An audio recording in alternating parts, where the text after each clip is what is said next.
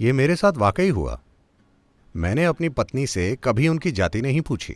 मैंने खुद को हर ढांचे से अलग कर लिया है। मैं किसी भी ढांचे में नहीं हूं, तो मैंने उनकी जाति भी नहीं पूछी। तो मैंने बस सभी को बता दिया कि मैंने शादी कर ली है। वो बोले कब, कहां, कैसे।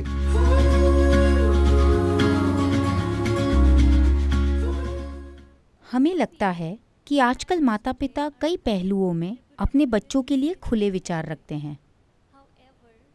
हालांकि जब इंटरकास्ट मैरिज की बात आए तो लोग आज भी पुराने ख्यालों के हैं और वे एक ऐसी लकीर खींच देते हैं जिसे बच्चे पार नहीं कर पाते। क्या ऐसा सिर्फ समाज के डर की वजह से है? जैसा कि कहा जाता है, सबसे बड़ा रोग क्या कहेंगे लोग। तो युवा होने के नाते हम माता पिता को मनाने के लिए क्या कर सकते हैं ताकि उन्हें इस सामाजिक डर से बाहर ला पाएं? देखिए, डर शायद सिर्फ इस बारे में ना हो कि कोई क्या कहेगा। हमें जाति व्यवस्था को समझना होगा कि वो है क्या। इससे पहले कि मैं ये कहूं, मैं चाहता हूं कि आप ये समझें कि मैंने कभी किसी से ये नहीं पूछा कि आपकी जाति क्या है, क्योंकि ये बात कभी मेरे मन में आती ही नहीं है। तो मैं इंटरकास्ट मैरिज के खिलाफ हूं, क्योंकि अब कोई ये एक लाइन लेकर मुझे मुसीबत में डाल देगा। लेकिन मैं ऐसा करता रहता हूं क्योंकि यही उद्देश्य है। मैं इंटरकास्ट मैरिज के खिलाफ हूं क्योंकि सबसे पहले आप खुद को एक जाति का मानते ही क्यों हैं और फिर दूसरी जाति से जुड़ना चाहते हैं।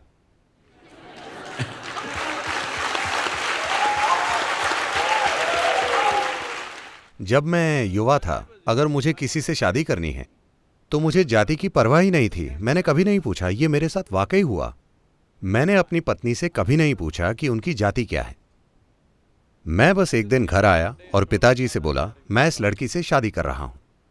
वे बोले, वो कौन है? मैंने उनका नाम बताया। मुझे सिर्फ उनका पेट नेम पता था, उनका पूरा नाम भी नहीं पता था, क्योंकि मैं उन्हें वही बुलाता था। फिर उन्होंने पूछा, उसके पिता कौन है? मैंने कहा, मुझे नहीं पता।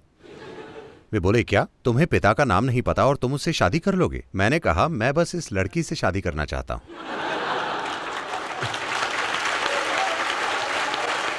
मुझे उनके पिता से शादी नहीं करनी, ना ही उनकी संपत्ति से, ना खानदान से। मैं बस लड़की से शादी करना चाहता हूं। वो किस जाति की है? मैंने कहा, मुझे नहीं पता। क्या तुम उनकी जाति भी नहीं जानते? मैंने कहा, मुझे नहीं पता, क्योंकि जो लोगों ने मुझे बताया है उसके अलावा मुझे खुद अपनी जाति कहीं महसूस नहीं होती। मैंने खुद को हर ढांचे से अलग कर लिया है। मैं किसी भी ढांचे में नहीं हूं, तो मैंने उनकी जाति भी नहीं पूछी। तो मैंने बस अपनी पत्नी से कह दिया कि तुम मेरी पत्नी हो, बस। वो बोली, बस ऐसे ही? कोई गवाह नहीं, कोई व्यवस्था नहीं, फूलमाला भी नहीं? मैंने कहा, देखो, कोई भी गवाह मुझ पर कोई बात नहीं थोप सकता। When I say something, that's it. जब मैं कुछ कहता हूं तो बस, मैं उससे पीछे नहीं हटूंगा। मैंने कह दिया तुम मेरी पत्नी हो, बस हो गया। तो मैंने आकर सभी को बता दिया कि मैंने शादी कर ली है। वे बोले, कब, कहां, कैसे? आप उसकी चिंता ना करें, ये मेरी पत्नी है, बात खत्म। तो मैं कह रहा हूं कि आप खुद को एक जाति का क्यों मानते हैं और फिर दूसरी जाति से जुड़ना चाहते हैं? जरूरी नहीं है, लेकिन एक सामाजिक स्थिति की वजह से इस देश में जाति व्यवस्था लंबे समय से इसीलिए मौजूद है क्योंकि कौशल सिखाने का यही एकमात्र तरीका था। मान लीजिए आपके पिता सुनार हैं, वे आपकी शादी एक अन्य सुनार से ही करेंगे, क्योंकि बचपन से आपने सुनार की मदद की है। आप जानते हैं कि ये काम कैसे किया जाता है। मान लीजिए वे आपकी शादी लोहार से करा देते हैं, तो आप उस घर में जाकर परेशान हो जाएंगे और आप उस बारे में कुछ नहीं जानते, क्योंकि ज्ञान सिर्फ परिवार के जरिए ही दिया जाता था।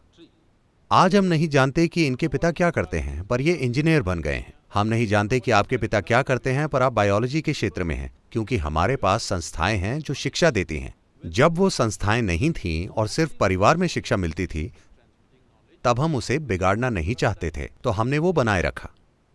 अब उसकी कोई जरूरत नहीं है। जाति व्यवस्था के एक हिस्से का अब कोई मतलब नहीं है। लोगों के जाति से जुड़े रहने का एक और कारण यह है कि देश में कोई सामाजिक सुरक्षा नहीं है। अगर कल आपके जीवन में कुछ गलत हो जाए, आपने किसी अजनबी लड़के से शादी कर ली और आपके जीवन में कुछ गलत हो गया, आप बीमार हो गए, वो बीमार हो गया, दुर्घटना हो गई, कुछ हो गया, अब आप सिर्फ अपनी जाति वालों से मदद मांग सकते हैं। आप किसी और के दरवाजे पर दस्तक देंगे तो वो अपना दरवाजा नहीं खोलेंगे, आपको अपनी जाति के पास जाना होगा। अगर आप कहेंगे मैं इस जाति का हूं तो वो कहेंगे आइए हम आपके लिए कुछ करते हैं। तो ये सामाजिक सुरक्षा है जो आज भी मौजूद है। शहरी इलाकों में शायद इससे फर्क नहीं पड़े क्योंकि आपके पास इंश्योरेंस वगैरह है, लेकिन गांव में अगर आप अपनी जाति से पूरी तरह से अलग हो जाएं तो आप बिल्कुल खुद पर निर्भर होंगे। अगर कुछ गलत हो तो कोई आपकी मदद नहीं करेगा। तो ये सामाजिक सुरक्षा का सिस्टम है। इसकी चिंता मत कीजिए कि इंटरकास्ट मैरिज से जाति खत्म हो जाएंगी।